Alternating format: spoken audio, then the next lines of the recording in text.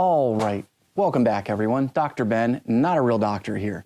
And let's talk about improving your squat depth. So if you've been following me for any length of time, you may notice this is a familiar setting. I am back in Virginia.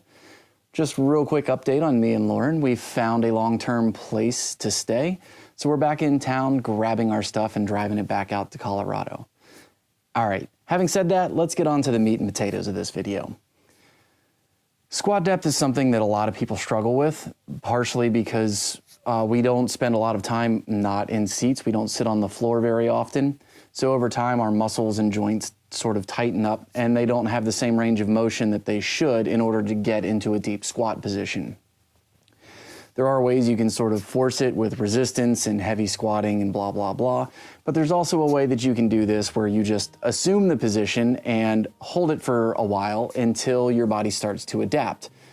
So what I'm gonna do is we're gonna go over to a local park, largely because I like being outside. You can do this with any stable object, door jambs, poles, trees, swing sets, stuff like that. Anything that's not gonna fall over when you put your weight into it and help lower your stance to a position where you can stretch out all the muscles that are keeping you from getting deeper into your squat.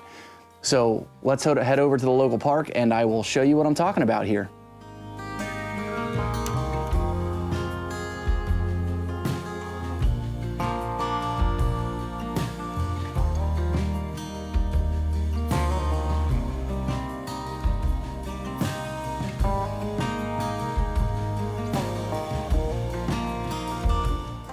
All right, so we're gonna use this swing set here to just work as a counterbalance and something to hold on to while you're working on your squat depth. So grab about chest height, maybe a little lower, and what you're gonna do is you're just gonna shift your hips back and sit down into a squat. And you're just gonna hold this position. You can use your hands to take some of the weight off of your hips. But you really want to make sure you shift your hips back. This is going to engage your hamstrings and your glutes. And if you're not shifting your hips back, you're just bending your knees. You're not going to improve on your hips. So shift your hips back and drop your hips down. Try to avoid arching your back, your lower back. If you're starting to arch your lower back a lot, then you're probably going too deep. You're using your lower back instead of your hips.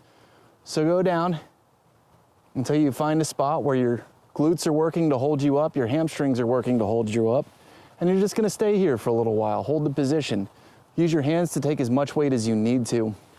And if you're concerned about falling, you can get an extra level of safety by putting a chair behind you. So if you do lose your grip or something like that, you'll just plop down in a chair or on a stool or something like that. But the trick is not to completely burn yourself out. It's to just gradually lower yourself down over time. This could happen over the course of a workout, or this could happen over the course of days or weeks. And this is just an assisted squat. You're using this pole, whatever you're holding on to help you hold the position and train your muscles to work in this position. A lot of times we run into problems with our squat because our glutes are weak, our glutes are tight, the muscles that connect around our hips are tight. This gives you a chance to engage them and work them without really overstressing them too much. You can use, since you're using your hands to take some of the burden.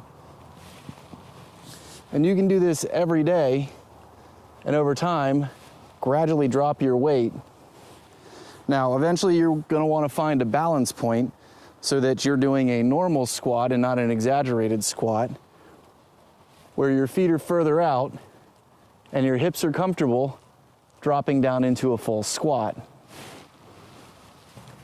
As you get lower, you can still use your hands to support you, but now you can allow your legs and your hips to take more of the weight. And over time, this is gonna build up the muscles in that hip complex so that you can get a nice deep squat without relying on something else. The trick is to just take your time and work on it a little bit every day. Another important trick is to not spend lots of time sitting in one position. If you have to sit a lot, vary your position, get up, move around, stretch out. This is actually a good exercise to do before stretching out. It's not high intensity. So you can stretch the muscles in your hip complex out and then come back and do this to engage them and help stabilize in new positions. So remember, mobilize, then stabilize. So that is the assisted squat. That's all we're covering today. Work that in every day. Over time, you'll improve your squat depth significantly. If you have any questions, hit me up in the comments down below. I'll put some more in the details down below as well. If you liked the video, smash that thumbs up, share the video with your friends, and you haven't already subscribed, please consider subscribing. I did a video on bodyweight squats forever ago. I will probably be putting out something that's a little bit more updated here in the near future, so look for that. Until next time, keep your life in motion.